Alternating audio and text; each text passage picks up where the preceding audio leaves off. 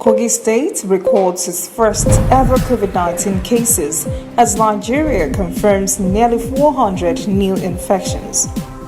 Amount of remittances flowing into Nigeria from abroad severely slashed by COVID-19.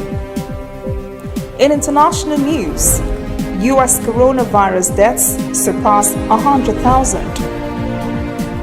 And in sport, CAF may postpone 2021 Africa Cup of Nations.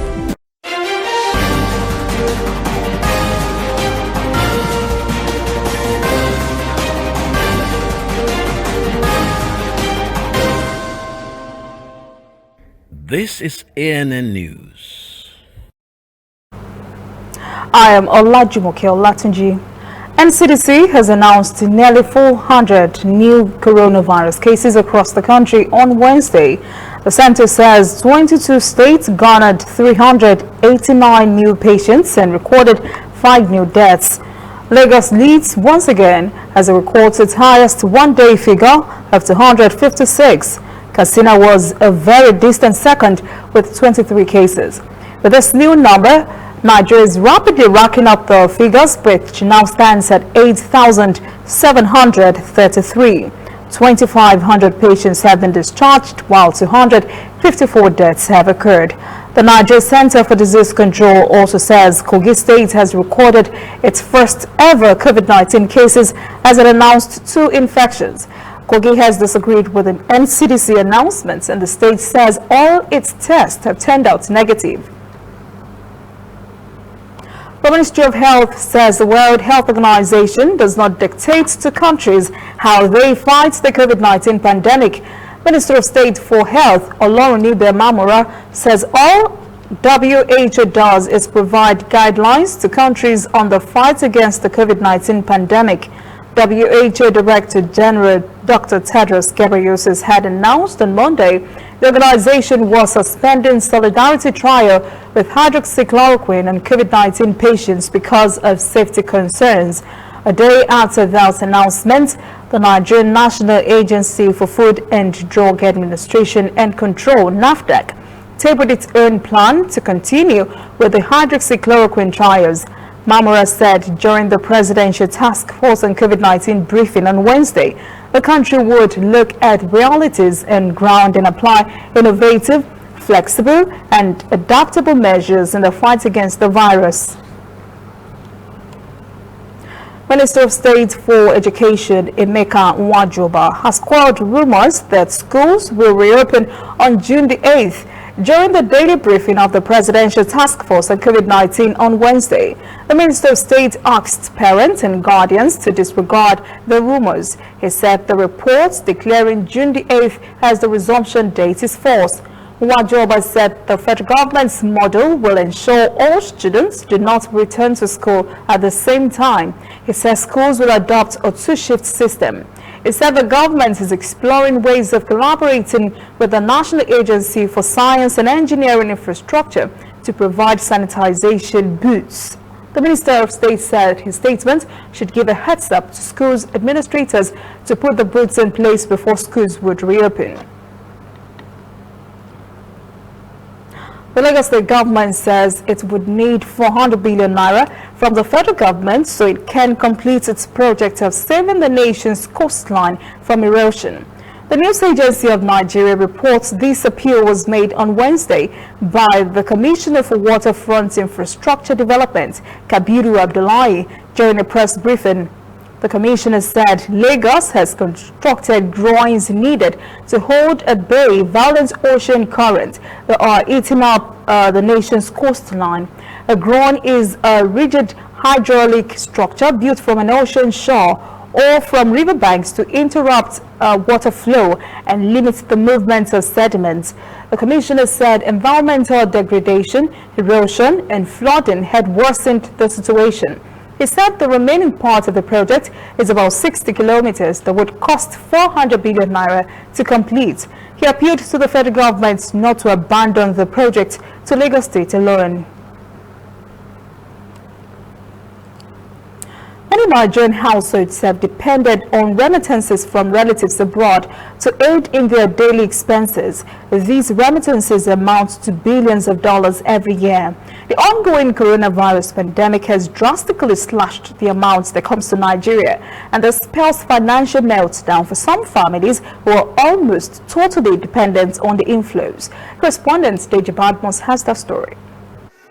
For quite a number of Nigerians with relatives working abroad and who receive remittances frequently, the COVID-19 pandemic has been more or less a double jeopardy. Just as they're on lockdown in Nigeria, so are these relatives on lockdown abroad. Some of them are out of work because of COVID-19. They will not have enough to send home to their relatives or to businesses or activities they have in Nigeria. So a drop is expected. The World Bank estimates the drop in remittances could be up to 20%. An estimated 40 million Nigerians live outside the country. The Central Bank of Nigeria puts the total amount of their remittances in 2019 at 17.5 billion. But some other estimates put it higher, at $25 billion. The projected 20% decline would therefore have profound consequences for the individual recipients of the remittances. These remittances are personal monies that have influenced livelihoods and are used as social safety nets by families and communities and also by commerce and industry here in Nigeria. Some of it is used to pay school fees, definitely that will be affected. Some of it is used for health, that will be affected. Some of it is used for social events like funerals, weddings, naming ceremonies, and the others. All those will be affected. And it's not just the individual recipients who would be affected.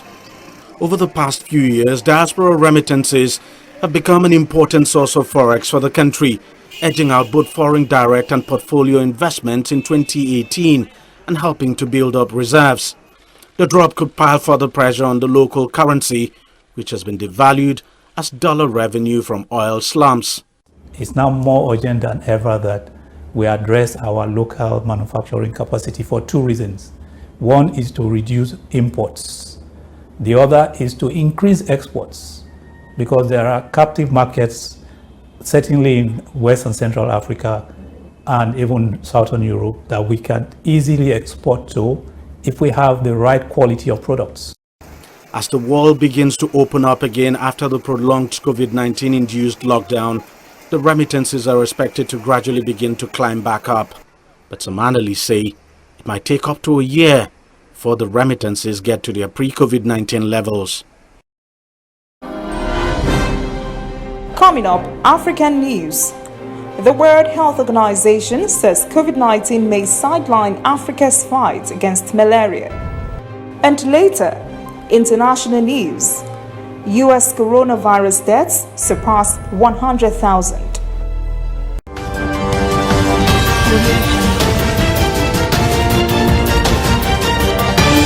You are watching ANN. Somewhere in the world, every second of the day, news is happening. And of course, Nigeria is bustling with news day and night. That is why ANN doesn't sleep. Our eyes are peeled, wide open, so no story escapes our radar. We stay abreast of world events and happenings at home. We keep you up to the minute in the world of sports. We give you information to stay on top of your investments and all the hard facts you'll need to navigate your day. If you miss us on air, you can keep up to date on our website and on our social media platforms, Twitter, Instagram, and Facebook at ANN Africa TV. We are ANN, African News Network. We do news right in a truly African spirit. Welcome back. This is ANN News. The World Health Organization, WHO, says it is concerned coronavirus might impact negatively on Africa's fight against malaria. WHO team leader for malaria, Dr. Apaka Kalu, said some patients are afraid of seeking treatment during the ongoing coronavirus pandemic, even though fever is also a symptom for malaria. He's appealing to anyone exhibiting fever to seek medical care. Kalu said malaria is a very dangerous disease. He said although it is so common, it also kills. State-owned South African airport operator ACSA said it needs Treasury support to finance more than $500 million of new debts by 2025.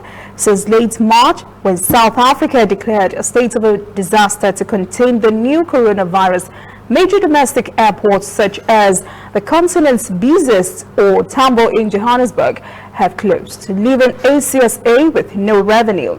Correspondent Yulisa Injamela has the details. Aviation is one of the sectors that have been hardest hit by the coronavirus outbreak, and that sector's financial health and stability depends on air passenger volumes. The Airports Company South Africa, or AXA, is a state-owned entity that manages South Africa's 9 biggest airports. Those include OR Tambo International in Gauteng, Cape Town International in the Western Cape, and King Shaka International Airport in KwaZulu-Natal. The national lockdown, which began on the 26th of March, has had a number of major effects on AXA. All domestic and international flights have been cancelled. The only activity has been the repatriation of foreign nationals from South Africa and the repatriation of South Africans abroad. AXA is not different from the rest of other companies that were hit by this coronavirus. And I guess with the airline industry being at halt at the moment, it is very much in the same line with everybody else in the industry. So I guess they are proactive and they are predicting that there wouldn't be any frequent transport that would be moving in between countries and domestic and regional as well. AXA is one of the struggling state-owned companies that rely heavily on government bailouts. Critics often point out that the bailouts are a strain to the public finances. The entity says it needs up to 11 billion rand in government guarantees over the next 5 years in order to obtain bank loans to continue operating. With regard to the airlines that are operating in South Africa, we know they are battling, the biggest being South African Airways, and then the second one that is also under business rescue is Comair. And you would realize that the possibility that those airlines coming to start flying may not happen immediately, may take a little bit of time. So that will take a bit of a knock on their operations, because these are their permanent clients that AXA have. And surely it is proactive steps that they are trying to do to protect the business and make sure that AXA is a viable business going forward. Although AXA expects that it would be able to repay loans once flight operations start to expand again, it foresees that banks will not be willing to lend it money at the moment unless the loans are backed by some form of government guarantee. If they were to look at acquiring funds, they probably better off going to the BRICS Bank, because as you know, South African economy has been, the rating agencies have been downgraded South Africa. So chances of going to the lenders and ask for money, chances are very much slim. The company is still evaluating its options to ensure cash preservation. There will be no recruitment for the next 3 months. No incentive bonuses will be provided for, and only essential expenditure for the year will be allowed. Kairou's Tahrir Square is undergoing a major facelift. The square is considered one of the oldest Egyptian landmarks and a resemblance of the modern Egyptian state. The Tahrir Square, which translates to Liberation Square, has been associated with many historic events in Egypt over the years. And correspondent Abdul El Marouki reports. For months, 7 government entities have been collaborating to implement the biggest renovation project Tahrir Square has ever seen. The site for the 2011 and 2013 uprisings is being converted into an open-air museum. And with the seat of the government moving to a new Egyptian capital, this will become an area dedicated to tourism. Tahrir Square has a deep place in our hearts as the location of the revolution. Since 2011, it went through several renovation phases. Lately, though, we are planning a pharaonic parade that will see the mummies of 22 ancient Egyptian kings get transported from the Egyptian Museum to the Museum of Civilization. That encouraged us to give the square an ancient Egyptian look. At the heart of the square, a 19 meters high ancient Egyptian obelisk is now standing. It's being surrounded by 4 sphinx, acting as its guardians. The entire Tahrir area is being renovated, not just the square. All buildings surrounding the square are classified as unique architecture. The newest is 130 years old. We have worked to restore these buildings to their original looks. We have removed all billboards to preserve the general look in the area. To the sides of the obelisks, artificial waterfalls will be installed resembling the River Nile. Olive and palm trees now surround the pedestrian passage that connects the square to the Egyptian Museum. We want to bring international attention to this project, so we will extend an invitation to 150 of the world's kings, presidents, and leaders to attend the pharaonic parade that will be held here. From the plants used to lighting, all the details in this project have been tailored to give Tahrir Square a touch of ancient Egypt.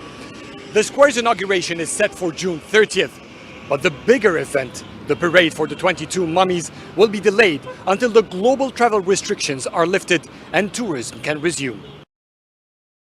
When we return, international news. U.S. coronavirus deaths surpass 100,000.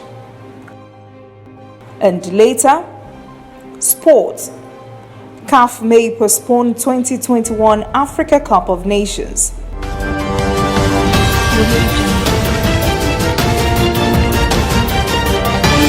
You are watching ANN.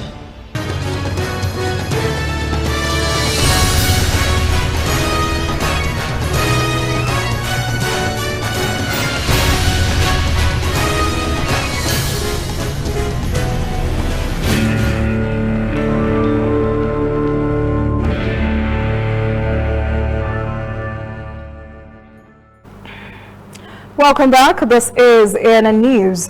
The United States has seen more COVID-19 fatalities than the rest of the world, having recorded more than 100,000 deaths in 4 months.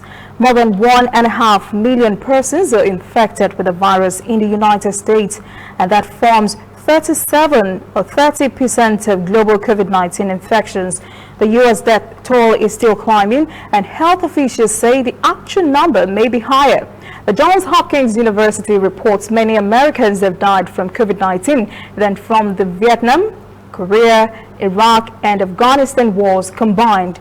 The first U.S. COVID-19 infection was reported in Washington in January. Reuters news agency reports 20 states, including North Carolina, Wisconsin, and Arkansas, have reported upticks in new cases.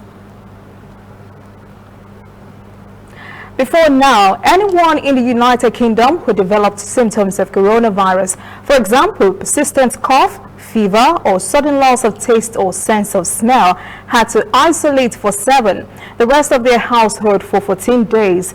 But from now on, everyone with symptoms could call 119 for an online test. This is a new approach to gradually take the United Kingdom out of lockdown restrictions and reduce the spread of the coronavirus pandemic. It is called a test and trace service operated by the National Health Service. UK government says the new service will help identify, contain, control, and reduce the spread of the deadly virus that has claimed more than 37,000 lives. Under the new system, anyone who tests positive for coronavirus will be contacted by NHS Test and Trace and will need to share information about those with whom he recently interacted. Executive Chair of NHS Test and Trace, Dido Hardin, says the system has already employed more than 40,000 persons, and thousands of contact tracers are already making their first phone calls. Northern Ireland has its own version of the Test and Trace program already, and Wales' scheme is due to start in early June. National Committee of the Chinese People's Political Consultative Conference has concluded its annual session.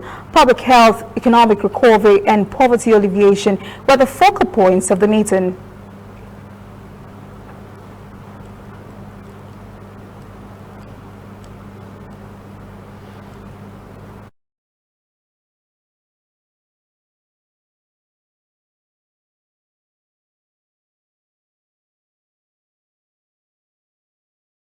The third session of the 13th National Committee of the Chinese People's Political Consultative Conference, or CPPCC, has concluded. Chairman Wang Yang addressed the top political advisory body's closing meeting in Beijing. This year's gathering comes amid the coronavirus pandemic.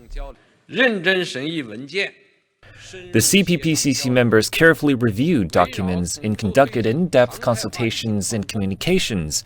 Discussions focused on normalization of pandemic prevention and control, as well as economic and social development. In order to achieve these tasks, members put forward political advice and established common sense. This shows the important role of the consultative body in the national governance system. 是一次民族团结、求实、奋进的大会。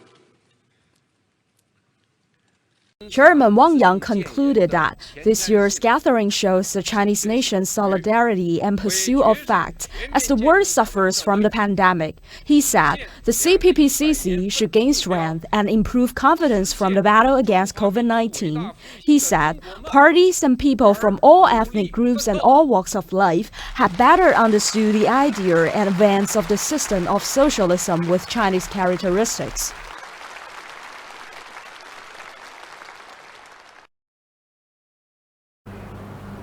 China's parliament, the National People's Congress, has approved the proposal to impose a new national security law for Hong Kong. The NPC voted 2,878 to 1 in favor of the bill. 6 abstained from the vote. The country's second-in-command, Premier Lee Keng-yong, says the decision to implement the law was designed for Hong Kong's long-term prosperity and stability. Now approved, the NPC's standing committee will draft the law, a process that could take about 2 months. It will then be implemented upon promulgation by the Hong Kong government. Hong Kong is a special administrative region of China that is ruled under a one country, two systems administrations.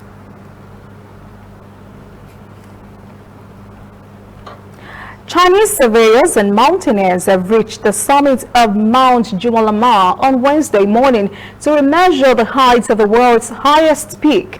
And here's how it played out. A steady march to the top. Mission Impossible turned to mission accomplished on Wednesday when 8 members of the Chinese surveying team reached the summit of Mountain Jumalama.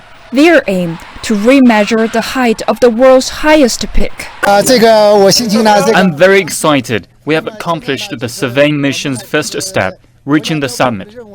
May the 27th marks the exact same day 45 years later, when China first announced the height of the world's highest peak in 1975. And the process comes with no less difficulty. This year's measurement has surpassed our experience and imagination. The project started at the end of April, but unusual climate twice delayed the team's quest to reach the summit. They also failed in earlier attempts to build a route to the peak due to heavy snow and strong winds. Our patience is also put to test. Team members had to wait for a proper time and grab the last chance in May to reach the summit. They overcame the setback, reached the top, and applied the China-made Beidou navigation satellite system in the survey. Other advanced instruments, including surveyor's beacon, gravimeter, and snow depth radar, helped the team get a precise measurement as possible. As human activities increase around the Jumalama area, the measurement helps us understand its ecological situation and is important to relevant research. This marks China's 7th survey and scientific research on chomolama since the founding of the People's Republic of China in 1949.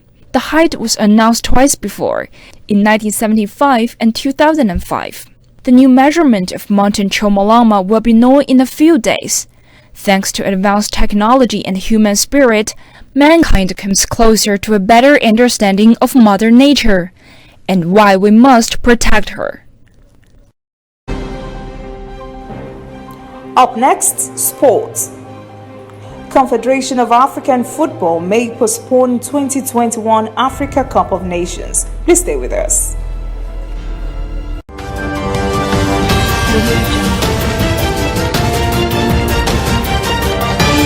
You are watching ANN. We are on the road every day, canvassing throughout Africa for news you really need. We follow the story everywhere, from every corner of Nigeria to the wide African expanse. We bring you what's making headlines. We connect you with news you can use. ANN, African News Network, in a truly African spirit. Welcome back. This is ANN News in Sport.